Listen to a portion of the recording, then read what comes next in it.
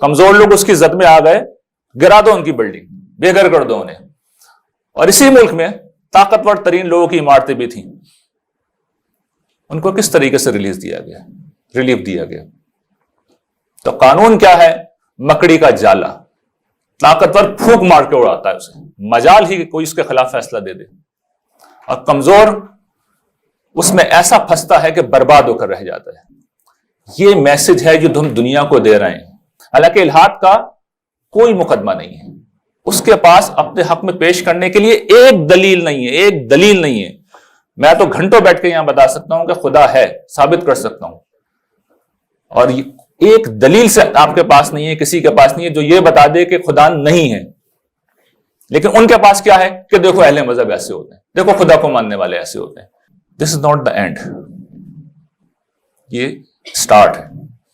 اس کی وجہ یہ ہے کہ کسی کو کوئی معمولی سی شرم ہے، حیا ہے، توجہ ہے، کوئی توبہ کا جذبہ ہے، کوئی رجوع کا جذبہ ہے، غلطی کا احساس ہے. نہیں، ہمارے اندر وہی انتہا پسندی بڑھتی چلی جا رہی ہے، وہی سارے نظریات پھیلتے چلے جا رہے ہیں. معمولی سا احساس نہیں ہے کہ کچھ غلطی ہوئی ہے، کچھ دیکھیں کیا چیز ہے جس کو صحیح کرنا چاہیے. یہ انسانیت کا معاملہ ہے. ہم نے فتح حاصل کر لی، کووڈ کے خلاف فتح حاصل کر لی. میں ہندوستان سے تقابل کر رہا ہوں اس لیے کہ خطہ ایک، جغرافیہ ایک، نسل ایک، آب و ہوا ایک. انڈیا میں 26 گنا زیادہ لوگ بیمار ہوئے ہیں، 16 گنا زیادہ اموات ہوئی ہیں. تو ایسا تو نہیں تھا نا کہ وائرس ویزا لے کے یہاں پہ پہنچ رہا تھا یا کوئی پرمیشن لے کے وہ پھیل رہا تھا. اللہ تعالیٰ کنٹرول کر رہے تھے. جب لوگ رجوع کرتے ہیں، جب ایمان و اخلاق کی صدا بلند ہوتی ہے، جب کچھ لوگ آ جاتے ہیں تو اللہ تعالیٰ ہاتھ ہلکا رکھتے ہیں کہ نہیں، ان کو موقع دو. تو یہ موقع ابھی بھی مل سکتا ہے، اور یہ عافیت اللہ تعالیٰ ابھی بھی دے سکتے ہیں. راستہ کیا ہے؟ صراط مستقیم. ایک زمانے میں ہمارے یہاں ایک نعرہ لگا تھا کہ یہ جو معاہدے ہوتے ہیں یہ قرآن حدیث تو ہوتے نہیں، اس لیے ان کی پابندی کرنا کوئی ضروری نہیں ہے. اب ہم نے اس کو ماڈرن نام دے دیا، یو ٹرن، اپنی بات سے پھر جانے کا. لیکن یہ بدترین درجے کی اخلاقی پستی ہے. نعرے اسلام کے ایسے ہیں کہ دنیا میں ایسے نعرے کوئی نہیں لگا گا. ایسی غیرت ہے اسلام کی کہ کہیں اور غیرت نہیں ہو سکتی. لیکن ہم پریکٹیکلی کیا ہیں اس کے لیے ایک ہی لفظ قرآن میں موجود ہے، منافق. لیکن اس راہ کی ناکامی کے قبرستان میں دفن ہونا کسی دوسرے راستے پر، وہ جو سبل جسے کہا تھا نا، دیگر مذہبی راستے، ان کی کامیابی کے ماؤنٹ ایورسٹ پر چڑھنے سے بہتر ہے. اس لیے کہ اس راہ میں پیغمبر بھی ناکام ہوئے. لیکن دوسری راہ میں آپ کامیاب ہوئے تو اللہ کے حضور پہنچیں گے تو لینے کے دینے پڑے ہوئے ہوں گے. وہاں پہلا سوال یہ ہوگا یہ جو کر کے آئے ہو یہ کیوں کیا ہے؟ میں نے نہیں کہا تھا، یہ جرم ہے. نحمدہ ونصلی علی رسولہ الکریم، اما بعد، فاعوذ باللہ من الشیطان الرجیم، بسم اللہ الرحمن الرحیم. رب اشرح لی صدری ویسر لی امری واحلل عقدۃ من لسانی یفقہوا قولی. ربنا لا تؤاخذنا ان نسینا واخطانا. محترم خواتین حضرات، میں آپ سب کا بے حد شکر گزار ہوں کہ آج چھٹی والے دن بھی آپ سب تشریف لائے اور آپ نے اپنے قیمتی وقت میں سے کچھ لمحات اس طالب علم کے لیے نکالے، دین کی بات سننے کے لیے نکالے. میری دل سے دعا ہے کہ اللہ تعالیٰ آپ کی یہاں آنے کو، آپ کی حسن نیت کو، آپ کے اخلاص کو اپنی بارگاہ عالیہ میں قبول و منظور فرمائے. ایک طویل عرصے کے بعد ہمارا یہ پروگرام ہو رہا ہے، کم و بیش پورے 2 برس یا 2.25 برس ہوئے ہیں، اور کووڈ کا یہ عرصہ تھا. میں نے بھی تقریر کو عنوان رکھا ہے کووڈ کے بعد. اس کا مطلب یقیناً یہ نہیں ہے کہ کووڈ ختم ہو گیا ہے. کووڈ ظاہر ہے کہ ایک وبا ہے، وبا کی کوئی ایکسپائری ڈیٹ نہیں ہوتی. لیکن مجموعی طور پر ویکسینیشن کا عمل چونکہ ہو چکا ہے، اور امید یہی اللہ کی رحمت سے درخواست بھی ہے کہ اب کوئی ویریئنٹ ایسا نہ آئے جو تباہ کن ہو جس طرح پچھلے ویریئنٹ رہے، اور آئے بھی تو اللہ تعالیٰ کو اس کا علاج عطا فرما دیں. ہم یہ بات جانتے ہیں کہ کووڈ ہمارے دور کی سب سے بڑی وبا ہے، ہماری نسل کی، ہمارے زمانے کی سب سے بڑی وبا ہے. دیکھیں، جو وبائیں ہیں یہ انسانی تاریخ میں آتی رہتی ہیں. ہم جانتے ہیں کہ صحابہ اکرام کے دور میں طاعون امواس کی وبا آئی تھی، جس میں صحابہ کی جو کریم تھی وہ ختم ہوئی تھی. بہت بڑی تعداد میں جلیل القدر صحابہ اکرام اس دنیا سے اس میں رخصت ہوئے تھے. پھر بلیک ڈیتھ ہمیں پتہ ہے، طاعون جب آیا، پلیگ جسے کہتے ہیں، मिडिल एजिस के अंदर पूरी दुनिया में आया, लेकिन यूरोप में उसकी शिद्दत यह थी कि 1/3 आबादी यूरोप की उसने खत्म कर दी। और फिर पिछली सदी में हम ये बात जानते हैं कि स्पेनिश फ्लू जब आया तो 5 करोड़ लोग दुनिया भर में मजमूई तौर पर उसके नतीजे में हलाक हुए। तो ये वबाएं आती हैं, लेकिन आमतौर पर इतनी हौलनाक वबाएं कई सदियों बाद आती हैं या कई नस्लों के बाद आती हैं। लेकिन हम वो लोग हैं जिन्होंने, हमारी नस्ल वो है जिसने एक वबा को अपनी आंखों से देखा। और मैं पूरे इत्मीनान के साथ ये बात कह सकता हूं कि इस हॉल में कोई एक शख्स भी नहीं होगा जिसने बराह रास्त या बिलवास्ता या अपने अतराफ में, अपने घर वालों में, अपने खानदान में, अपने रिश्तेदारों में, अपने पड़ोस में कहीं ना कहीं लोगों को इससे मुतासर होता हुआ ना देखा हो। हमारी आंखों के सामने लोग बीमार भी हुए, हमारे घरों में बीमार हुए, हमारे जानने वालों में लोगों का इंतकाल हुआ, हमारे अकरबा में, हमारे अहबाब में जिनके साथ हम जिंदगी गुजारते थे, नौजवान थे, मिडिल एज थे, जिनके मुताल्लिक कोई कह नहीं सकता था कि अभी इनके जाने का वक्त आ गया है, एक एक करके रुखसत हुए। एक पतझड़ थी, मौत की रुत थी, खिजा रुत थी, जिसमें गोया के हर शाख से पत्ते झड़ रहे थे। तो ये एक हौलनाक वबा थी जिसको हमने देखा। और फिर जाहिर है कि इसके बड़े हमगीर असरात हुए हैं। हम ये जानते हैं कि खौफ की फिजा थी जो इब्तिदा के अंदर पैदा हुई और लोग अपने घरों के अंदर बिल्कुल आइसोलेट होकर रह गए। अगर कोई एक शख्स बीमार हो जाता घर के अंदर, आपको पता है कि उसको आइसोलेट कर दिया जाता, कमरे में बंद कर दिया जाता, वो खुद खौफजदा रहता कि पता नहीं किस लम्हे मेरा केस बिगड़े, कोई इसका इलाज भी दरियाफ्त नहीं हुआ है। और आपको पता है सांस की तकलीफ तो ऐसी होती है इसलिए कि ये बीमारी फेफड़ों पर जाकर असरअंदाज होती है। तो हम ये बात जानते हैं कि जिस वक्त सांस रुकने लगता है तो जो कैफियत होती है, जो अजियत होती है, वो नाकाबिल बयान होती है। अपनी आंखों से हमने लोगों को देखा इस कैफियत से गुजरते हुए। लोग इतने खौफजदा थे कि बार बार हाथ धो रहे थे, हाथ मिलाना छोड़ दिया था, घरों के अंदर महदूद होकर रह गए थे। फिर उसके साथ जिंदगी का जो पहिया था वो जाम हो गया, समाजी जिंदगी मुअत्तल होकर रह गई। एक तो गवर्नमेंट की तरफ से लॉकडाउन हुए, उसके नतीजे में सब लोगों को अपने घरों के अंदर महदूद होना पड़ा। लेकिन अदरवाइज भी हम जानते हैं कि लोगों ने मिसाल के तौर पर मसाजिद जाना कम कर दिया, पार्क्स बंद हो गए, होटलिंग खत्म हो गई, तफरीगाहों में लोगों ने जाना छोड़ दिया, समाजी तकरीबात खत्म हो गई। गोया कि जितना भी सोशल इंटरेक्शन था वो खत्म होकर रह गया। और जाहिर है कि ये चीज ही ऐसी थी, यानी इस वक्त तक जो अदाद शुमार हमारे सामने है, हम ये बात जानते हैं कि कमोबेश दुनिया भर में 26 करोड़ लोग इससे मुतासर हुए हैं और 52 लाख से ज्यादा अमवात अभी भी हो चुकी है। तो जाहिर है कि ये खौफ का आलम इसके नतीजे में पैदा होना एक बड़ी फितरी सी बात थी। और जो माशी नुकसान हुआ इस समाजी तातुल के नतीजे में, इकोनॉमिकल लॉकडाउन के नतीजे में, वो भी बड़ा हमगीर था, मुख्तलिफ पहलुओं से हुआ। बड़ी बड़ी जो समझिए कि इंडस्ट्रीज थी वो तबाह होकर रह गई, ये बंद हो गई, ये बेपनाह उन्होंने नुकसान उठाया। होटलिंग इंडस्ट्री है, एयरलाइन इंडस्ट्री है, टूरिज्म इंडस्ट्री है। और वैसे भी जब जिंदगी का पहिया मुअत्तल होता है तो हर कारोबार मुतासर होता है। हमारे जानने वालों में, करीबी लोगों में भी हम जानते हैं कि लोगों को करोड़ों का नुकसान हुआ। हम जानते हैं बहुत से लोग बेरोजगार हुए, खासतौर पर जो डेली वेजेस पे काम करने वाले लोग थे, उनके घरों के अंदर चूल्हा गर्म रखना एक बहुत बड़ा मसला बन गया। तो ये हर पहलू से हमारी जिंदगी को इसने हिलाकर रख दिया। इस सूरत हाल को देखने के दो जाविये हो सकते हैं। एक जाविया तो ये है कि जो रहा है जमाने के अंदर एक दस्तूर के अभी असबाब की कारफरमाई है, दुनिया में पहले भी ऐसा होता रहा है। जो कुरान में भी आया ना कि वमा युहलिकुना इल्ला दहर, हमें तो बस गर्दिश जमाना है जो हलाक करती है। इंसानियत का काफिला पहले भी रुका है, इस तरह की वबाएं आई हैं, फिर काफिला आगे बढ़ जाता है, नुकसान भी होता है, लोग मरते भी हैं, लेकिन नए लोग पैदा हो जाते हैं। तो बस ये होता रहता है, पहले भी हुआ है, इस दफा भी हुआ और आइंदा भी होता रहेगा। तो एक जाविया ये है जिसमें लोगों का सारा रुझान जो होता है वो मादी तौर पर चीजों को देखने तक महदूद रहता है। देखिए एक और जाविया भी है और वो खुदाई जाविया है।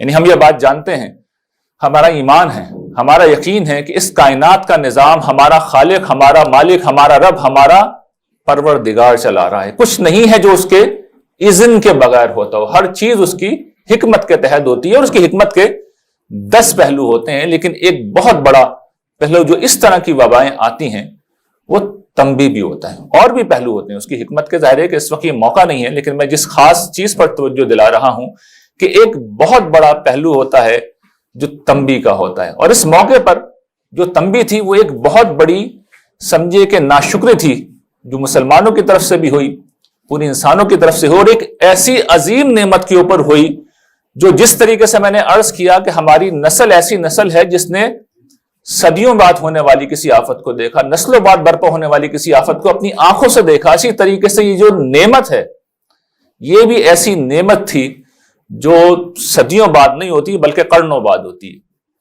میں نے ایک لیکچر دیا تھا کچھ برس پہلے، ایج آف آٹومیشن.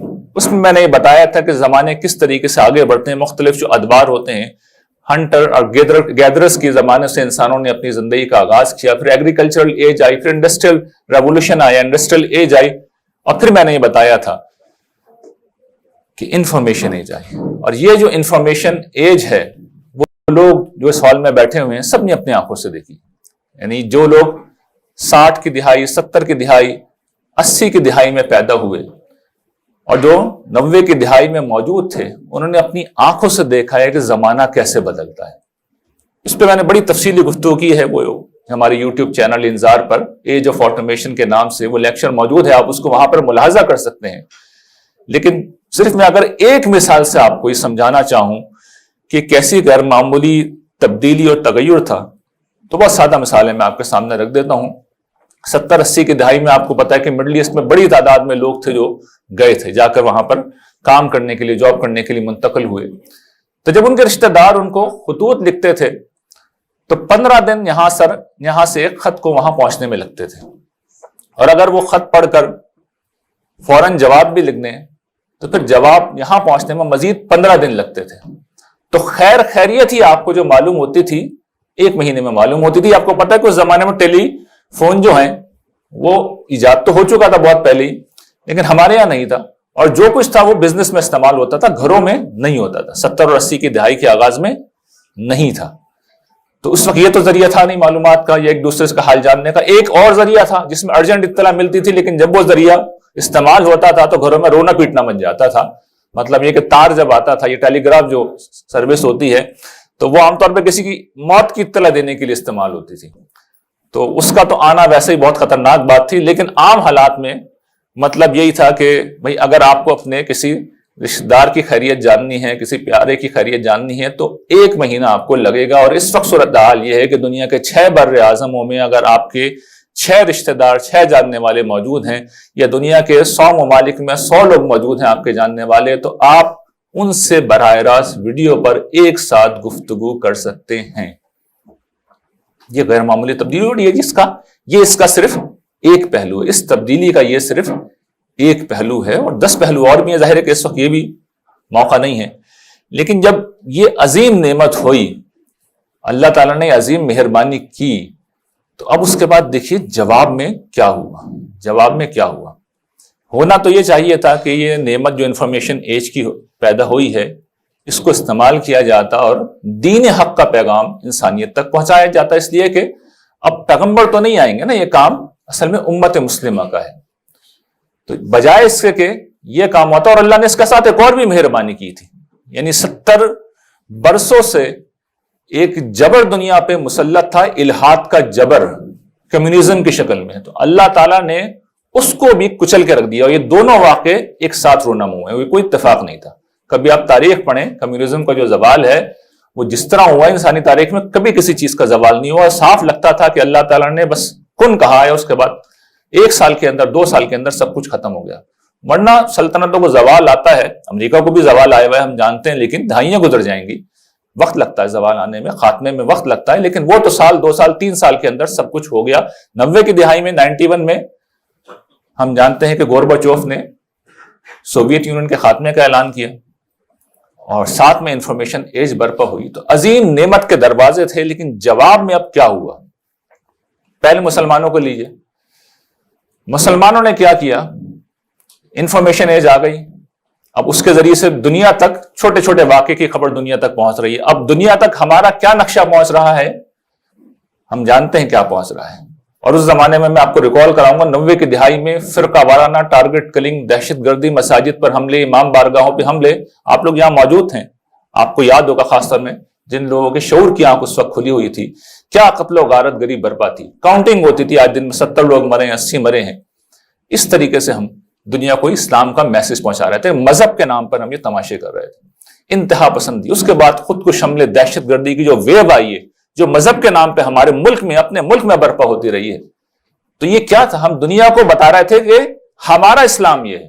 اور یہ بات یاد رکھیے گا کہ دنیا ہمارے اسلام کو اسلام سمجھتی ہے، قرآن مجید کے اور رسول اللہ صلی اللہ علیہ وسلم کے اسلام کو وہ نہیں جانتے. ہم ان کے لیے وہ آئینہ ہیں جس میں وہ اسلام کا عکس دیکھتے ہیں، اور ہم یہ عکس دکھا رہے تھے.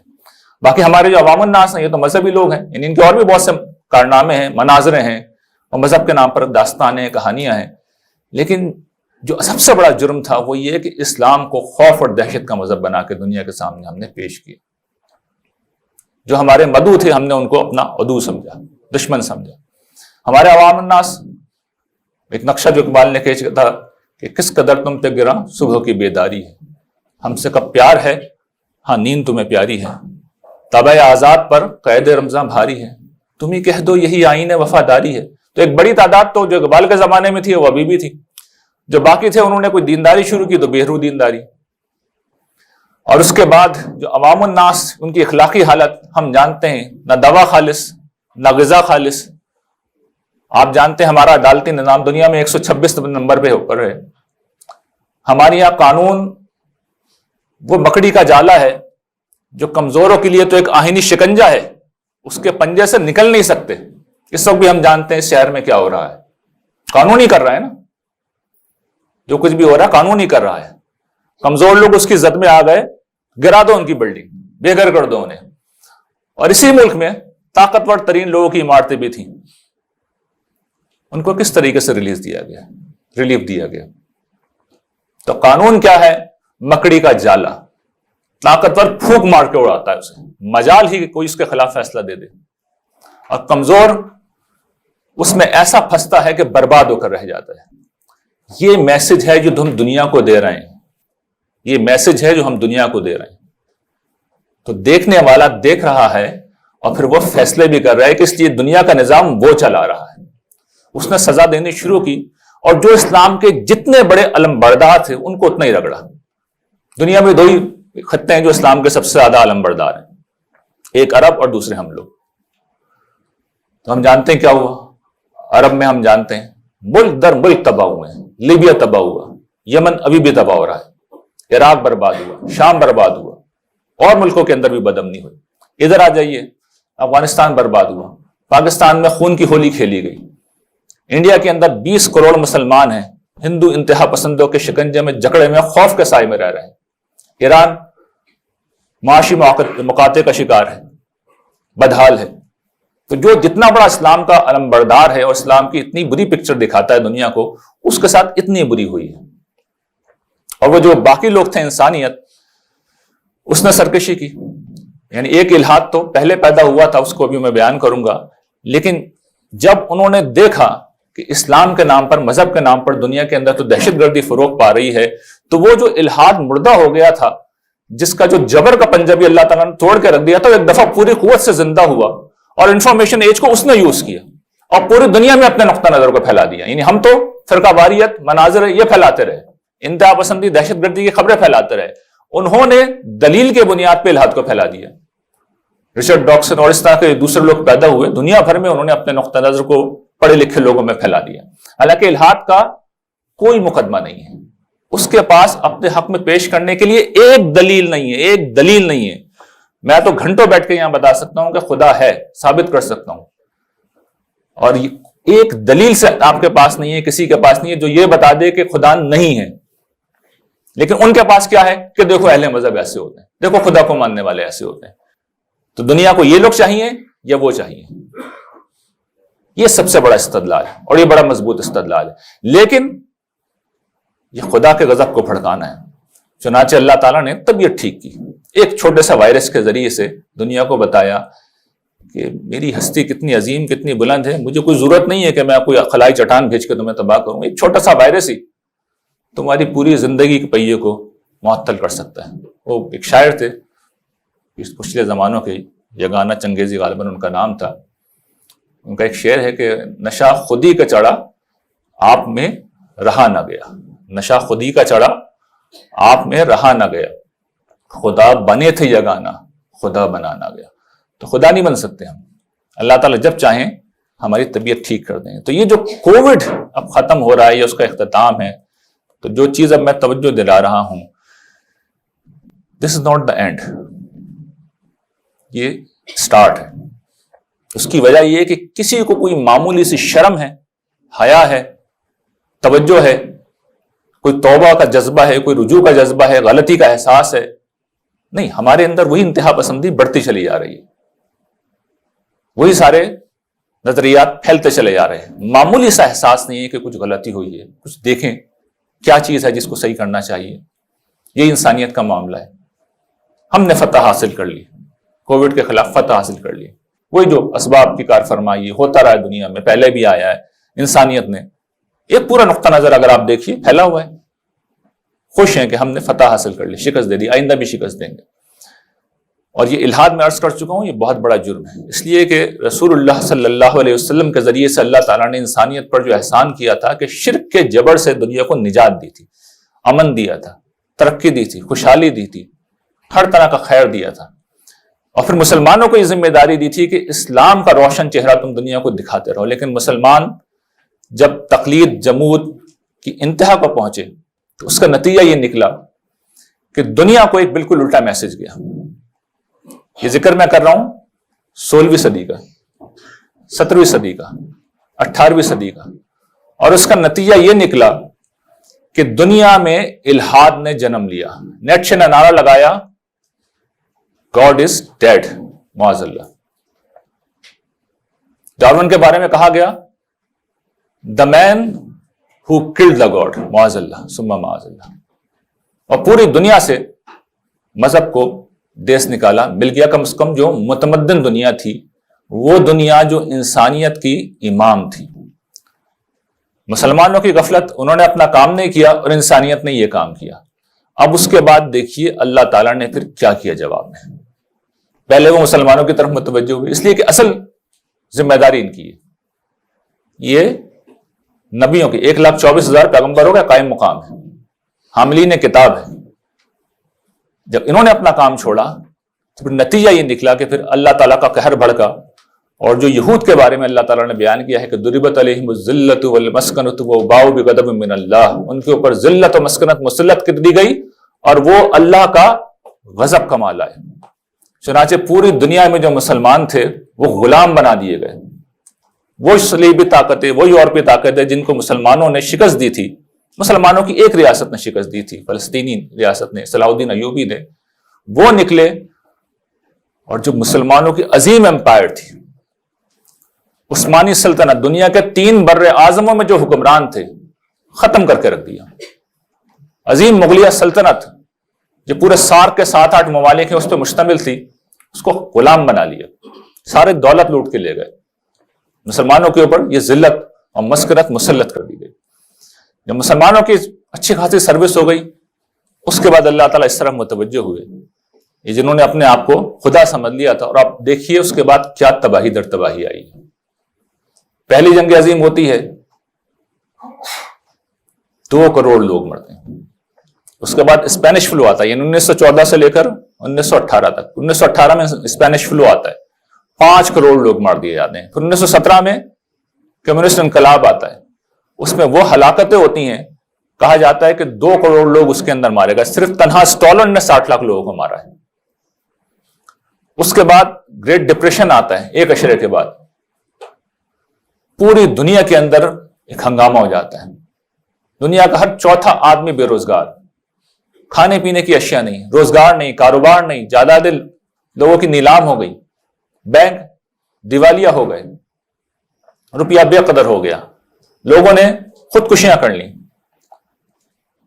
پوری دنیا کے اندر ایک عظیم کساد بازاری کا ظہور ہوتا ہے. اس کے بعد بیچ میں قحط بھی آتے ہیں، مڈل ایسٹ میں قحط آیا، بنگال میں قحط آیا، ملینز آف پیپل لوگ اس کے اندر مرتے ہیں.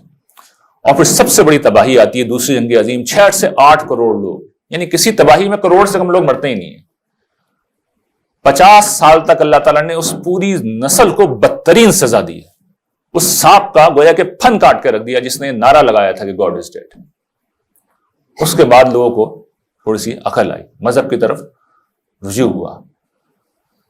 تو جس طریقے سے وہاں پر ایک کے بعد ایک چیز آئی تھی جب تک کہ لوگ متوجہ نہیں ہوئے تھے، واپس لوٹے نہیں تھے، تو اس چیز کا شدید اندیشہ ہے کہ یہ جو کووڈ کے بعد ہم مطمئن ہو کے بیٹھ رہے ہیں کہ نہیں یہ ختم ہو گیا، ویکسین ایجاد ہو گئی، یہ اللہ تعالیٰ کے پاس 10,000 راستے ہیں۔ راستہ یہ نہیں ہے کہ ویکسین ایجاد کر لی جائے، عافیت کا راستہ کچھ اور ہے، اور عافیت کا راستہ یہ ہے کہ ہم اللہ تعالیٰ کی بتائی ہوئی صراط مستقیم کو اختیار کریں۔ دیکھیں یہ جو اللہ تعالیٰ کی صراط مستقیم ہے یہ کیا ہے، اس کو میں واضح کروں گا، لیکن پہلے یہ سمجھ لیجیے کہ عافیت دینے والے اللہ تعالیٰ ہی ہیں۔ اسی ملک میں ہم جانتے ہیں، اس پاکستان کے اندر جہاں بالکل لوگوں نے احتیاط نہیں کی، خاص طور پر عوام الناس نے، جس درجے کی یہاں صورتحال خراب ہو سکتی تھی اس کا عشر اشیر بھی نہیں ہوئی ہے، اور یہ بڑی حیرت انگیز بات ہے، بہت حیرت انگیز بات ہے۔ میں اسرائیل سے تقابل نہیں کر رہا، یعنی اسرائیل میں ہم سے زیادہ کیسز ہیں، اسرائیل کی آبادی دیکھیے اور پاکستان کی آبادی دیکھیے۔ میں ہندوستان سے تقابل کر رہا ہوں اس لیے کہ خطہ ایک، جغرافیہ ایک، نسل ایک، آب و ہوا ایک۔ انڈیا میں 26 گنا زیادہ لوگ بیمار ہوئے ہیں، 16 گنا زیادہ اموات ہوئی ہیں۔ تو ایسا تو نہیں تھا نا کہ وائرس ویزا لے کے یہاں پہ پہنچ رہا تھا یا کوئی پرمیشن لے کے وہ پھیل رہا تھا، اللہ تعالیٰ کنٹرول کر رہے تھے۔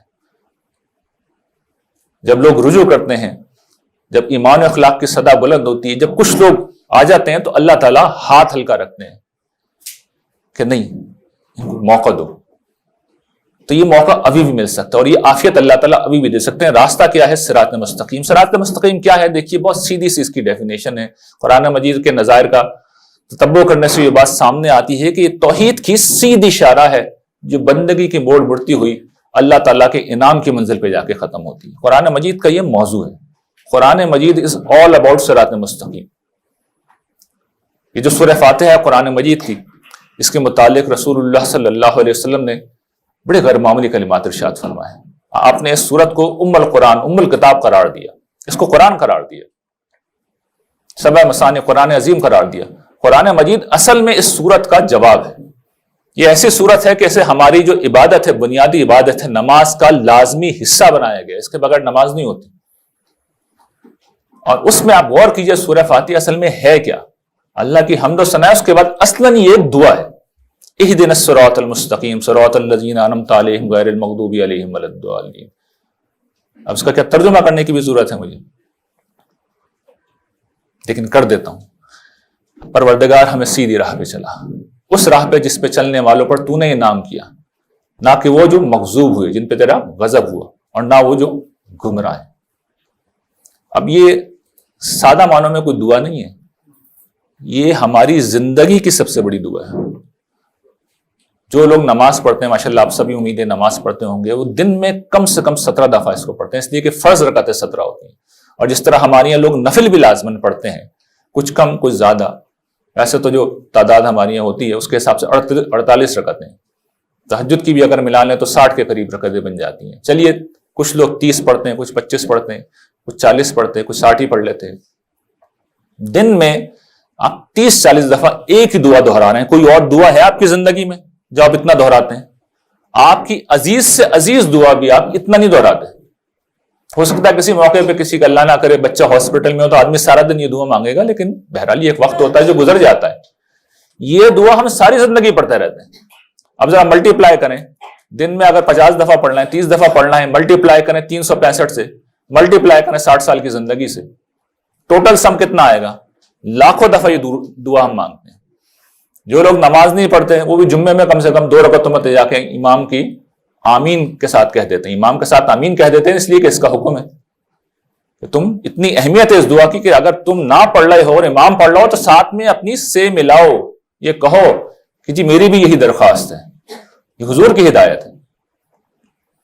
جو جمعہ بھی نہیں پڑھتے، یعنی بالکل ہی گئے گزرے مسلمان ہیں، وہ عید میں تو آئے ہوئے ہوتے ہیں نا، تو 2 رکعتیں 2 عیدوں کی 4 رکعتیں تو وہ بھی پڑھتے ہیں، تو 4 دفعہ ایک سال میں وہ بھی کہہ دیتے ہیں۔ زندگی کے 50 سال بھی اگر انہوں نے پڑھی ہے تو 200 دفعہ تو وہ بھی یہ دعا مانگتے ہیں۔ یہ دعا ہے، اور کیوں اتنی دعا دہرائی گئی ہے، کیوں اہتمام کرایا گیا ہے؟ اس کے نتائج بڑے غیر معمولی ہیں۔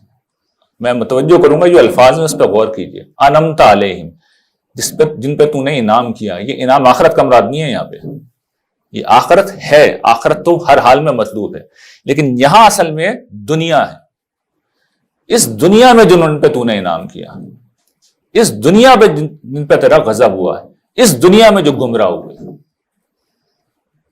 اس دنیا میں انعام کا مطلب یہ ہوتا ہے کہ غلبہ، اقتدار، طاقت سب دے دی جائے گی قومی طور پہ. اور مغضوب علیہم الضالین کا مطلب یہ ہوتا ہے کہ ان کے اوپر پھٹکار پڑے گی، وہ مغلوب ہوں گے، وہ ذلیل ہوں گے. تو آخرت چونکہ اتنی ہمارے یہاں اہم نہیں ہوتی، تو میں یہ عرض کر رہا ہوں کہ آخرت تو شامل ہے، لازمن ہے، لیکن یہاں جو زیر بحث ہے وہ دنیا کا انعام ہے. یہ ہے صراط مستقیم. اس کی کیا اہمیت ہے، یہ کیا ہے، اس کے کچھ اور پہلو میں چاہ رہا ہوں کہ وہ آپ کے سامنے رکھوں. دیکھیے پہلی تو وہی آیت ہے جو سورہ فاتحہ کی ہے. اس کے بعد سوال یہ ہے کہ قرآن مجید کس طرح اس کا جواب ہے. قرآن مجید کا ہر صفحہ اصل میں اسی سیدھے راہ کا جواب ہے، جس میں اللہ تعالیٰ یہ بتا رہے ہوتے ہیں کہ یہ جو ایمان اور عمل صالح، آمنوا وعملوا الصالحات، آمنوا وعملوا الصالحات، آمنوا وعملوا الصالحات، جو قرآن میں ریپیٹ ہوتا ہے نا بار بار، یہ ہے اصل میں نجات کا راستہ. یہ اعمال صالح کیا ہیں ابھی آ جائیں گے، میں پڑھاؤں گا. یہ اعلیٰ اخلاقی کردار ہے، کیونکہ عمل صالح کا مطلب ہی ہم نے بدل کے کچھ سے کچھ کر دیا. تو عام طور پر میں ایمان کے ساتھ اخلاق کا لفظ بول دیتا ہوں تاکہ اس کا صحیح مفہوم واضح رہے. ایمان و اخلاق کی دعوت ہے. ورنہ قرآن مجید کی اصطلاح اعمال صالح وہ عمل جس سے دنیا میں خیر پھیلتی ہے، صلاح پھیلتی ہے، اچھائی، بھلائی، ترقی، عروج، یہ اعمال صالح کا مطلب ہے. لیکن اس سے مراد اصل میں اخلاقی اعمال ہیں. تو قرآن کے صفحے کے اوپر یہ لکھے ہوئے ہیں 23-24 مقامات پہ اللہ تعالیٰ نے ان کو کلیکٹیولی بیان کر دیا، جو میں نے اپنی کتاب قرآن کا مطلوب انسان میں جمع کر دیا. ان میں سے 2 مقامات ہیں جو بہت جامع ہیں، ایک سورہ بنی اسرائیل کا اور دوسرا سورہ انعام کا. سورہ انعام کی آیت ہے جہاں پر وہ بیان ختم ہو رہا ہے. اس میں اللہ تعالیٰ وہ چیزیں ڈوز اینڈ ڈونٹس کی شکل میں بیان کرتے ہیں، اور اس کے بعد آخر میں کہتے ہیں وَأَنَّ هَٰذَا صِرَاطِي مُسْتَقِيمًا فَاتَّبِعُوهُ. تم سوال کرتے ہو، دعا مانگتے ہو، اهْدِنَا الصِّرَاطَ الْمُسْتَقِيمَ، یہ ہے میرا سیدھا راستہ، اس کی پیروی کرو. اس کی میں وضاحت کروں گا، اس لیے اس کو یہیں پہ چھوڑ رہا ہوں میں اس آیت کو. جو اگلی سب سے اہم آیت ہے اب وہ آپ کے سامنے رکھ رہا ہوں. آپ کو پتا ہے اللہ تعالیٰ نے حکم دیا تھا فرشتوں کو کہ آدم کو سجدہ کرو، سب نے کیا سوائے ابلیس کے. اس نے انکار کیا، اس کے بعد اس کے اوپر لعنت ہوئی. یہاں پہ بات ختم نہیں. اس نے کہا پروردگار مجھے مہلت دیجیے. فرمایا دے دی مہلت. کیا کرو گے؟ یہ کروں گا. اب دیکھیے کیا کرے گا وہ. قال فبما اغویتنی لاقعدن لهم صراطک المستقیم. اس طرح تو نے مجھے گمراہ کیا. اللہ تعالیٰ پہ اس نے الزام ڈال دیا سارا. میں کیا کروں گا؟ لاقعدن لهم صراطک المستقیم. اللہ تعالیٰ سے ہم کیا مانگنا؟ سیدھی راہ دکھائیے. قرآن مجید کہہ رہا ہے یہ سیدھی راہ ہے، اور شیطان یہ کہہ رہا ہے میں ایسی سیدھی راہ پہ بیٹھا ہوں، اسی پہ بیٹھا ہوں. اور کیا کروں گا؟ ثم لآتینہم من بین ایدیہم ومن خلفہم وعن ایمانہم وعن شمائلہم ولا تجد اکثرہم شاکرین. میں ان کے آگے سے، پیچھے سے، دائیں سے، بائیں سے آؤں گا تو ان میں سے اکثر کو شکر گزار نہیں پائے گا. چلنے نہیں دوں گا اس کے اوپر. یہ اس کا سب سے بڑا مشن ہے. سورہ ہجر میں اس نے اپنی بربادی کی قیمت پر اللہ تعالیٰ کی عزت کی قسم کھائے کہ یہ کہا تھا فبی عزتی کا لاغوینہم اجمعین. پروردگار مجھے تیری عزت کی قسم، ان سب کو گمراہ کروں گا، ایسے گمراہ کروں گا. یہ گمراہی یعنی ہدایت صراط مستقیم کے علاوہ دوسری چیز گمراہی ہے. تو اس نے کہا گمراہ کروں گا. اور یہ میرا زندگی کا تجربہ ہے. اب میں بوڑھا ہو گیا ہوں، یہ صدا دیتے دیتے اس سے کسی کو کوئی دلچسپی نہیں ہے. مسلمانوں کے مذہبی فکر میں کوئی چیز ہی نہیں ہے، زیر بحث ہی نہیں ہے. یہ کوئی مسئلہ ہی نہیں ہے. دنیا بھر کی چیزیں زیر بحث آ جائیں گی. اس کا انکار کوئی نہیں کر سکتا، اس لیے کہ قرآن مجید اسی پہ کھڑا ہوا ہے. پوری یہ دعوت ہے، اس کو نکال تو نہیں سکتے آپ. لیکن کیا ایک پیرالل دین بنا دیا اس کے، جس میں تقوی کے معیارات بالکل جدا ہیں، دین کا نصب العین بالکل جدا ہے. دین میں بہت سے اعمال ہیں جو اصل اہم ہیں اور ان کی نوبت ہی نہیں آتی، یہ زیر بحث ہی نہیں آتے. ٹیک فار گرانٹڈ لیتے ہیں لوگ انہیں. باقی جو عوام الناس کا حال ہے وہ تو حرل، غفلت، معصیت، ان چیزوں کی وجہ سے نہیں آتے. میں مذہبی لوگوں کی بات کر رہا ہوں، ان کے لیے بھی یہ چیز اہم نہیں ہے. لیکن وہ کیا ہے اس کو ہمیں سمجھ لینا چاہیے. میں بہت اختصار سے اس کو آپ کے سامنے اب میں رکھ دوں گا. یہ ہے وہ آیت ہے سورہ انعام کی جہاں پر قرآن مجید کا بہت جامع مقام ہے. اللہ تعالیٰ نے وہ سارے ڈوز اینڈ ڈونٹس بیان کر دیے. اور یہ جامع مقام اس لیے ہے کہ یہاں پر اللہ تعالیٰ نے تمام قرآن میں جو احکام بکھرے ہوئے ہیں ان کا جو سمجھے سب سے اہم حصہ ہے وہ اسے اٹھا لیا، اور بہت جامع حصہ اس کو اٹھا لیا. پہلی چیز کیا ہے؟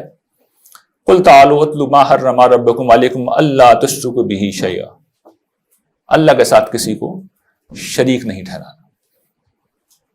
سب سے بڑا حق اللہ کا حق ہے، اور سب سے بڑی حق تلفی اللہ کی یہ ہے کہ اس کے ساتھ کسی کو شریک ٹھہرایا جائے، بلکہ دیگر مقامات پر واضح کیا گیا ہے کہ اسی کی عبادت کرو، اور صرف عبادت ہی نہیں کرو، دین کی پوری روحانیت زندگی کا مرکز و محور خدا کی ہستی کو بنانے سے پیدا ہوتی ہے۔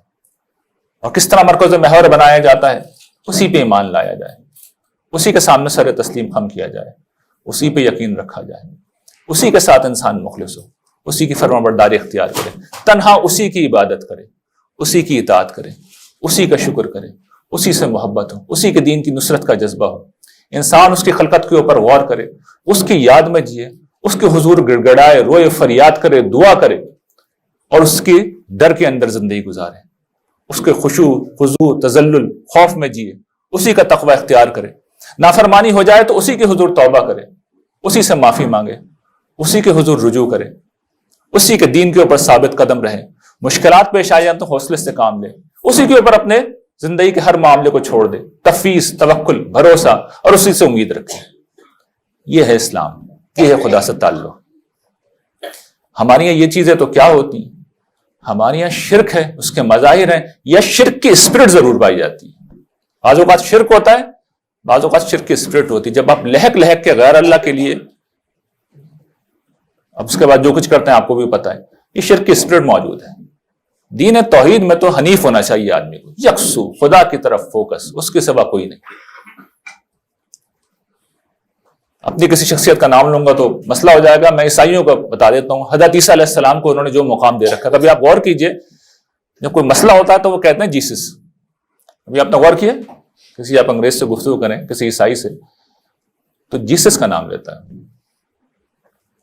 تو ہم جس کا نام لیتے ہیں ہم بھی وہیں کھڑے ہیں، لیکن قرآن یہ کہہ رہا ہے، یہ مرکزی خیال ہے دین کا، خدا کی ہستی دین کا مرکز و محور ہے۔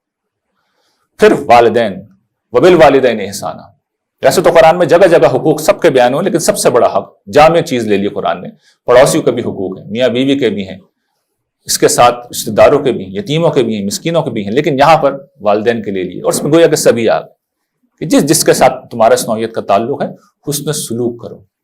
اور پھر یہ کہ ولا تقتلوا اولادکم من املاق، اپنی اولاد کو تم مفلسی کے اندیشے سے قتل نہ کرو۔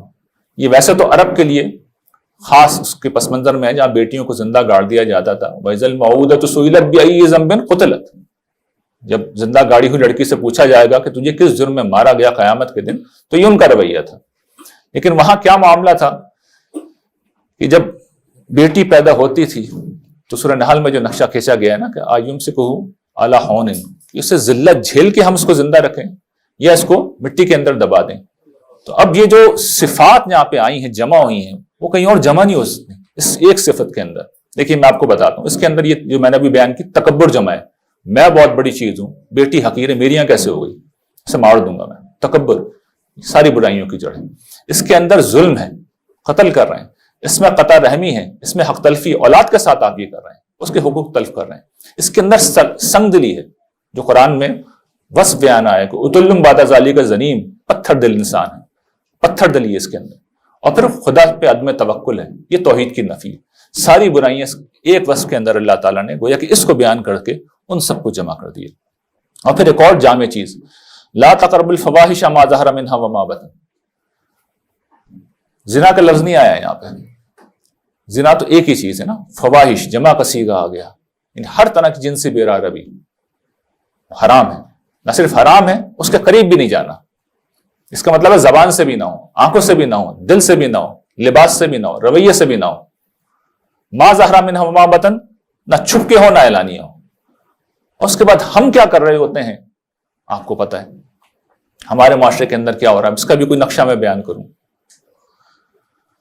پھر اس کے بعد وَلَا تَقْتُلُوا النَّفْسَ الَّتِي حَرَّمَ اللَّهُ إِلَّا بِالْحَقِّ، اور جس جان کو اللہ نے محترم ٹھہرایا ہے اس کو سوائے یہ کہ اللہ کو کوئی حق ہو جو اللہ کی حدود مقرر ہیں، اس کے علاوہ اسے قتل نہ کرنا۔ ہم جانتے ہیں ہمارے یہاں سیاسی بنیادوں پہ قتل ہوتے ہیں، مذہبی بنیادوں پر، تو قتل و غارت کری کا سلسلہ ہم سے زیادہ کسی نے دیکھا ہوگا دنیا میں۔ لسانی بنیادوں پر کتنی قتل و غارت کری ہوئی ہے۔ تو یہ ہماری یہ سب چیزیں، پھر انسانی جان کی حرمت نہیں ہے۔ صرف ٹریفک کے نظام کے اندر ہم جس درجے کی بے حسی کا مظاہرہ کرتے ہیں، ہر سال 1 لاکھ لوگ مر جاتے ہیں۔ انسانی جان کی حرمت نہیں ہے، جو دین کی سب سے بڑی قدر ہے۔ یہ وہ چیزیں ہیں جن کی اللہ تعالیٰ کہہ رہے ہیں میں تمہیں ہدایت کر رہا ہوں تاکہ تم سمجھ سے کام لو۔ پھر اگلی چیز وَلَا تَقْرَبُوا مَالَ الْيَتِيمَ إِلَّا بِالَّتِي هِيَ أَحْسَنُ حَتَّى يَبْلُغَ أَشُدَّهُ۔ یہ بھی ایک نمائندہ چیز دے دی اللہ تعالیٰ نے۔ یہ جو یتیم کا مال کھانا ہے، اصل میں اس میں 2 چیزیں ہیں۔ ایک تو جو جامع ہدایت سب جگہ موجود ہے، اکل اموال باطل، حرام مال مت کھانا، اور بدترین حرام مال کھانا یتیم کا ہے۔ اور یتیم کون ہے؟ اصل میں کوئی بھی کمزور آدمی۔ عرب میں کمزور آدمی یتیم ہی ہوا کرتا تھا۔ آج اگر ہمارے معاشرے میں ایک شخص کرسی کے اوپر بیٹھا ہوا ہے اور ایک کمزور اس کے سامنے آتا ہے اور وہ اس سے رشوت لیتا ہے اس کا کام کرنے کے لیے، تو یہی کام کر رہا ہے، اور اس کا بدلہ جانتے ہیں سورہ نساء میں کیا بیان ہوا ہے؟ پیٹ میں انگارے بھر رہا ہے، وہ جہنم کی وعید ہے اس کے اوپر۔ تو ہر طرح کی حرام خوری اور کمزوروں کے ساتھ زیادتی اس کے اندر جمع ہو گئی ہے۔ اور پھر وَأَوْفُوا الْكَيْلَ وَالْمِيزَانَ بِالْقِسْطِ لَا نُكَلِّفُ نَفْسًا إِلَّا وُسْعَهَا، یعنی اگلا حکم یہ ہے کہ ناپ تول پورا رکھو انصاف کے ساتھ۔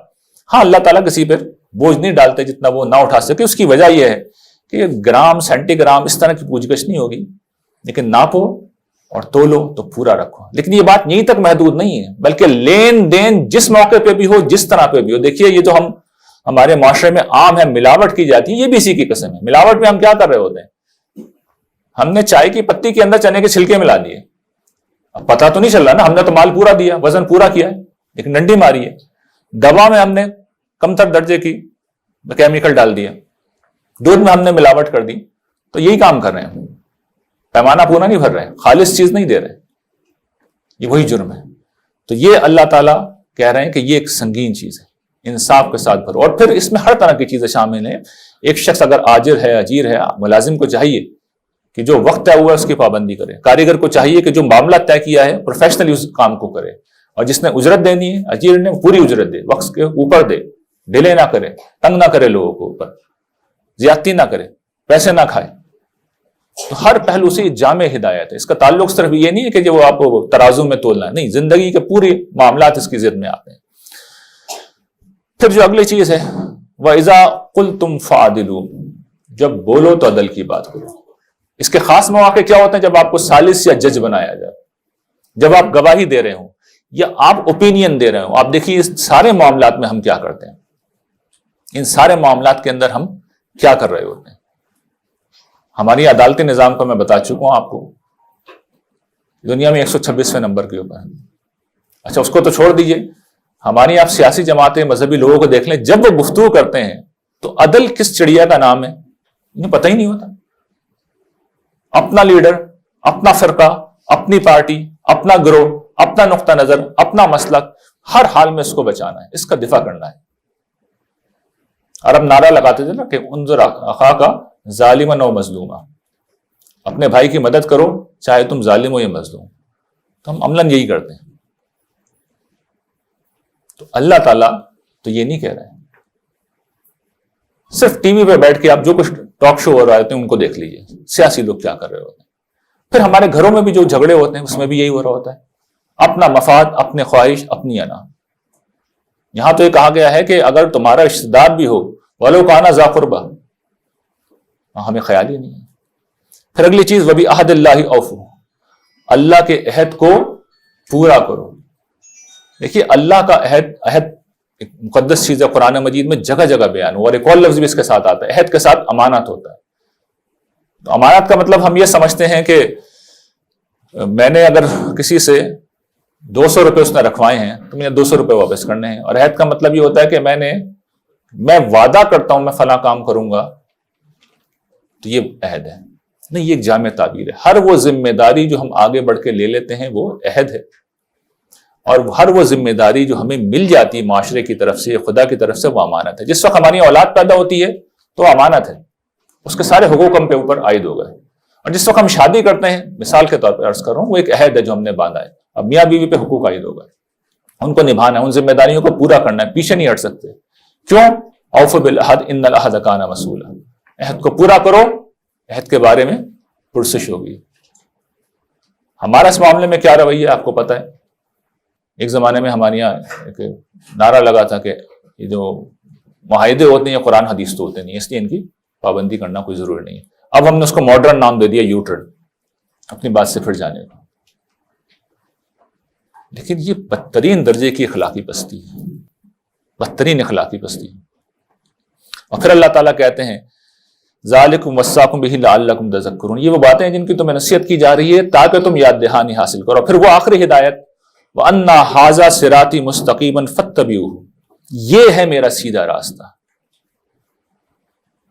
دیکھیے یہ کیا ہے، یہ کوئی حلیہ نہیں ہے، یہ کردار ہے. لوگ مجھ سے ناراض ہو جاتے ہیں جب میں یہ بات کہتا ہوں کہ اللہ تعالیٰ کے مطالبات یہ ہیں کہ ایک خاص طرح کا کردار پیدا ہو. قرآن کا مطلوب انسان جسے میں نے نام دیا ہے. ہمارے یہاں تقوی کا معیار ایک خاص طرح کا حلیہ ہے. پورے قرآن میں آپ پڑھتے چلے جائیں آپ کو کردار ہی ملے گا. یہ ہے، اور اس کو کہہ رہے ہیں اللہ تعالیٰ تم مانگ رہے تھے اہدنا الصراط المستقیم، یہ ہے صراط المستقیم. بتائی نہیں ہے، حکم دیا ہے، فاتبعوہ، حکم دیا ہے. اور صرف حکم ہی نہیں دیا، آگے بات بھی کہی ہے وَلَا تَتَّبِعُوا السُّبُلَ فَتَفَرَّقَ بِكُمْ عَنْ سَبِيلِهِ، دوسرے راستوں پہ نہ چلنا، وہ تمہیں اس راہ سے بھٹکا دیں گے، دور کر دیں گے. یہ ہے اصل مسئلہ. پیرالل مذہب جب وجود میں آتا ہے، جب اصل دین کے علاوہ دیگر چیزیں معیار بن جاتی ہیں، ہدف بن جاتی ہیں، تقوی و پرہیزگاری بن جاتی ہیں، جب شفٹ آف ایمفیسس ہو جاتا ہے، جب تولہ اور ماشا من اور ٹن کے برابر ہو جاتا ہے، تو اس کے نتیجے میں پیرالل دین وجود میں آ جاتا ہے جس میں نیکی کے معیارات کچھ اور ہوتے ہیں، تقوی کے معیارات کچھ اور ہوتے ہیں، عالم و فاضل کوئی اور ہوتا ہے، اور علماء اور مشائخ ان کا سلسلہ کچھ اور بن جاتا ہے. اصل دین غائب ہو جاتا ہے، اصل مطالبات غائب ہو جاتے ہیں. وہ زیر بحث ہی نہیں آتے، نہ مسجد میں، نہ محراب میں، نہ ممبر پہ، نہ وائزوں میں، نہ خطبوں میں، نہ لیکچر میں، نہ کتابوں میں، نہ تقریروں میں، کہیں زیر بحث ہی نہیں آتے. جب زیر بحث نہیں آتے تو لوگ کرتے بھی نہیں ہیں. اس کے بعد کیا ہوتا ہے؟ اس کے بعد پاکستان وجود میں آتا ہے. جو اس وقت ہم ہیں وہ وجود میں آ جاتا ہے کہ نعرے اسلام کے ایسے ہیں کہ دنیا میں ایسے نعرے کوئی نہیں لگا گا. ایسی غیرت ہے اسلام کی، کہیں اور غیرت نہیں ہو سکتی. لیکن ہم پریکٹیکلی کیا ہیں، اس کے لیے ایک ہی لفظ قرآن میں موجود ہے، منافق.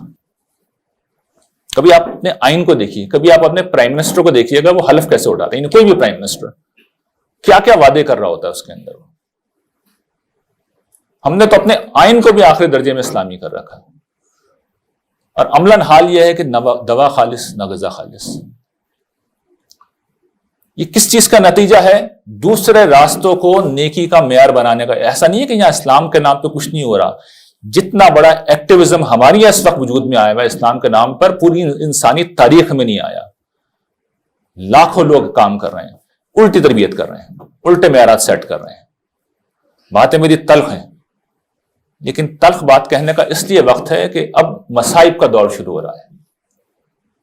نہیں لوٹیں گے تو پھر مسئلہ ہوگا. اور دیکھیے بالکل صاف اللہ تعالیٰ نے آخر میں آخری جو بات کہی ہے ذالکم وصاکم بہ لعلکم تتقون، یہ تقوی ہے. یہ وہ باتیں جن کی تمہیں نصیحت کی جا رہی ہے تاکہ تم اللہ کی گرفت سے بچو، تاکہ تم متقی بن جاؤ. یہ ہے متقوی، یہ ہے تقوی. آخر میں دنیا کے پہلو سے بھی دیکھ لیں گے. اب وقت اتنا نہیں رہا ورنہ میں پڑھ کے سناتا. یہ دنیا کا سب سے پہلا سوشل سائنٹسٹ ہے جس نے سماجیت کا علم ایجاد کیا. فلسفہ تاریخ کا بانی ابن خلدون. اس نے تاریخ بھی لکھی ہے لیکن اس کا مشہور مقدمہ ہے. اس میں اس نے بیان کیا ہے کہ یہ جتنی چیزیں ہم نے پڑھی ہیں نا، اس نے ایک دانشور کی زبان میں لکھنی ہے کہ یہ اخلاق اوصاف حمیدہ، یہ اخلاق حمیدہ اوصاف حمیدہ جب کسی قوم میں پائے جاتے ہیں تو پھر آخری جملہ میں صرف پڑھ کے سناتا ہوں کہ یہی وہ اخلاق حمیدہ ہیں جن سے انہیں سلطنت و سیاست کا بلند مرتبہ ملتا ہے اور مخلوق پر حکمرانی کرتے ہیں. یعنی وہ بتا یہ رہا ہے کہ تاریخ کا مطالعہ یہ بتاتا ہے کہ جن لوگوں کے اخلاق اچھے ہوتے ہیں انہیں سلطنت ملتی ہے اور وہی مخلوق پر حکمرانی کرتے ہیں. یہ تاریخ کا ایکسپرٹ بتا رہا ہے. وہ آگے چل کے کہتا ہے کہ ابھی تو وہ تھا نا جن کو سلطنت مل گئی ہے، لیکن جس قوم میں یہ اخلاق حمیدہ پیدا ہو جائے وہ کہتے ہیں ان کو بھی ملی جانی ہے. اخلاق پیدا ہو گئے ہیں تو انہیں مل جائے گا، اور اگر اخلاق چلے گئے ہیں تو پھر سلطنت بھی چلی جائے گی. اس میں وہ یہ بات کہہ رہا ہے. یہی بات اس نے تیسرے کوٹیشن کے اندر بھی کہی ہے. وقت جو کہ کم ہے اس لیے میں اس کو پڑھ کے نہیں سنا رہا، لیکن تینوں میں اس نے ایک ہی بات کہی. مقدمہ ابن خلدون کے اندر اس نے چیز بیان کی ہے قوموں کے عروج و زوال کا انحصار اس کے اوپر ہوتا ہے کہ ان کی اخلاقی حالت کیسی. اور یہ بالکل اب آخری بات ہے کہ دیکھیے ساری بات آپ نے سن لی، اب ہمیں اس پر آ پہ چلنا ہے. دیر از نو وے آؤٹ. کوئی دوسرا راستہ نہیں ہے. لیکن مسئلہ کیا ہے, جیسے ہم چلنا چاہتے ہیں, بات سمجھ میں آ گئی تو پتہ ہی چلتا سامنے شیطان آ جاتا ہے. اس نے اللہ کے سامنے اس کی عزت کی قسم کھا کے کہا تھا چھوڑوں گا نہیں, میں گمراہ کروں گا سب کو. تو ایک ہی راستہ ہے کہ آپ بھی قسم کھائیں, میں بھی قسم کھاؤں. یعنی اتنا سنجیدہ عزم ہو کہ گویا کہ ہم نے قسم کھا رکھی ہے کہ ہم بھی نہیں ہٹیں گے, اور زندگی بھر جدوجہد کریں گے. یہ زندگی بھر کی جنگ ہے. ایک لمحے کے لیے چوکیں گے, شیطان آئے گا, اور جس طرح ہمارے ماں باپ کو اس نے پھسلایا تھا ہمیں بھی پھسلا دے گا. لیکن ہمارا رب کریم ہے, اس نے توبہ کا دروازہ کھول رکھا ہے. تو کم سے کم ہدف بالکل طے ہو, نصب العین بالکل طے ہو, ڈوز اینڈ ڈونٹس پتا ہو. اور جو لوگ اس کام کے لیے اٹھیں ان کو یہ بات سمجھ لینی چاہیے, ان کو یہ بات یاد رکھنی چاہیے کہ دیکھیے اس راہ میں ناکامی ہوتی ہے. دیکھیے اس راہ میں پیغمبر بھی کامیاب نہیں ہو, اس لیے کہ سامنے جو ہستی ہے وہ بہت طاقتور ہے, وہ شیطان, وہ جیتتا رہا ہے. اسے گنتی میں چند مواقع پہ تاریخ میں شکست ہوئی ہے. نبی صلی اللہ علیہ وسلم نے سب سے بڑی شکست دی ہے اسے, حضور نے شکست دی. اس کے علاوہ عام طور پہ اسے شکست نہیں ہوئی ہے. لیکن اس راہ کی ناکامی, اس راہ کی ناکامی کے قبرستان میں دفن ہونا کسی دوسرے راستے پر, وہ جو سبل جسے کہا تھا نا, دیگر مذہبی راستے, ان کی کامیابی کے ماؤنٹ ایورسٹ پر چڑھنے سے بہتر ہے. اس لیے کہ اس راہ میں پیغمبر بھی ناکام ہوئے. لیکن دوسری راہ میں آپ کامیاب ہوئے تو اللہ کے حضور پہنچیں گے تو لینے کے دینے پڑے ہوئے ہوں گے. وہاں پہلا سوال یہ ہوگا, یہ جو کر کے آئے ہو یہ کیوں کیا ہے؟ میں نے نہیں کہا تھا, یہ جرم ہے. یہ جو سورہ نام ٹائم چونکہ کم تھا اس لیے میں نے تفصیل نہیں کی اس کی. سورہ نام کا موضوع یہی ہے. آخر میں صراط مستقیم بیان کی, اس سے پہلے قریش کی وہ جو پیرلل دینداری تھی اس کو بیان کر کے کہا ہے. کیا کہا ہے؟ وَمَنْ أَظْلَمُ مِمَّنِ افْتَرَىٰ عَلَى اللَّهِ كَذِبًا أَوْ كَذَّبَ بِآيَاتِهِ. اس سے بڑا ظالم کون ہے جو اللہ پر جھوٹ کرے. وَمَنْ أَظْلَمُ مِمَّنْ افْتَرَىٰ عَلَى اللَّهِ كَذِبًا أَوْ كَذَّبَ بِآيَاتِهِ. اللہ پر جھوٹ گڑے, اس سے بڑا ظالم کون ہے, یا اس کی آیات کو جھٹلائے, کفر کو بعد میں لائیں. اللہ تعالیٰ سب سے بڑا ظالم کافر نہیں ہے, وہ ہے جو اللہ کے نام کے اوپر کھڑے ہو کر دین بیان کرنا شروع کر دے. پھر دوہرا رہا ہوں, وَمَنْ أَظْلَمُ مِمَّنِ افْتَرَىٰ عَلَى اللَّهِ كَذِبًا. اس سے بڑا ظالم کون ہے جو اللہ کے اوپر جھوٹ کھڑے. اس وقت آپ دین کے نئے اہداف طے کرتے ہیں, نیا نصب العین طے کرتے ہیں, نئی شریعت لاتے ہیں, نئی تقوی کے معیارات لاتے ہیں, تو آپ خدا کی طرف کھڑے ہو کے اصل میں خدا کی طرف سے گفتگو شروع کر دیتے ہیں. اللہ تعالیٰ تو یہاں سیٹ کر چکے ہیں نا. تو اس کا نتیجہ یہ نکلتا ہے کہ جو بیچارہ عام آدمی تو کوئی نیکی کی راہ چلنا بھی چاہتا ہے تو آپ کے پیچھے چل پڑتا ہے, اور قیامت کے دن پہنچے گا اللہ کے حضور میں تو وہ کہیں گے میں نے کہا ہی نہیں تھا. یہ تو جرم ہے. ان تقولوا علی اللہ ما لا تعلمون. اس کا جو جوڑا سورہ اعراف میں بیان کر دیا کہ 5 جو بڑے جرائم ان میں سے ایک جرم یہ ہے کہ تم بغیر علم کے اللہ تعالیٰ کے بارے میں گفتگو شروع کر دو, دین بیان کرنا شروع کر دو. سب سے بڑے شرک سے بھی بڑے جرم کے طور پہ وہاں بیان کیا ایسے. تو یہ بہت سنگین چیز ہے, اس سے بچنا چاہیے. اور طریقہ یہ ہے کہ جو قرآن مجید نے بیان کر دیا ہے ان اصولوں کے مطابق اپنی اور اپنے اہل خانہ کی تربیت کیجیے, اس لیے کہ یہی جنت کا راستہ. اسی پہ چلیں گے تو دنیا میں انعام اور آخرت کی جنت. اور دنیا میں ایک اور نتیجہ بھی نکلتا ہے جو فوراً نکلتا ہے, جس میں میں ہمیشہ توجہ دلاتا ہوں. جیسے ہی آپ اس راہ پہ چلیں گے تو جو شخص اس راہ پہ چلے گا, آپ دیکھیے گا کہ جس گھر میں وہ ہوگا اس گھر میں ایک جنتی انسان, ایک اعلیٰ انسان وجود میں آ جائے گا. اس آفس میں ایک اعلیٰ انسان وجود میں آ جائے گا, اس ادارے میں ایک اعلیٰ انسان وجود میں آ جائے گا, اس محلے میں ایک اعلیٰ انسان وجود میں آ جائے گا. اس کی ذات سے ہر شخص کو نفع ہوگا, خیر ملے گی. فرشتے گواہی دیں گے کہ یہ تو جنتی انسان ہے. آپ جیسے اس راستے پہ چلیں گے تو ہر شخص کو پتہ چل جائے گا کہ کوئی اعلیٰ انسان موجود ہے. اور اپنے گھر والوں کی تربیت کریں, اس لیے کہ آپ اگر ان کی تربیت نہیں کریں گے تو وہ کھینچ کے آپ کو شیطان کے ہٹ کنڈا ہے, تو ظاہری بات ہے مسلسل کام کر رہے ہیں. وہ دیکھے گا جب آپ ہاتھ میں نہیں آ رہے تو گھر والوں کو گھسیٹے گا وہ, اور ان کو آپ کے مقابلے میں لا کے کھڑا کر دے گا, چلنے نہیں دے گا. ان کی تربیت بھی ضروری ہے, یہ بھی ضروری ہے. اور پھر جو آخری چیز, اس کام کے فروغ کو اپنی زندگی بنائیے, اس لیے کہ اس راہ کا جو اجر ہے, اس راہ میں انفاق کو اللہ تعالیٰ نے کہا یہ مجھے تم قرض دے رہا ہو, اور اس کام کے عملاً کام کو کہا ہے کہ تم اللہ کے مددگار ہو, اللہ کے مددگار. اس کا یہ اجر ہے, یہ بدلہ ہے.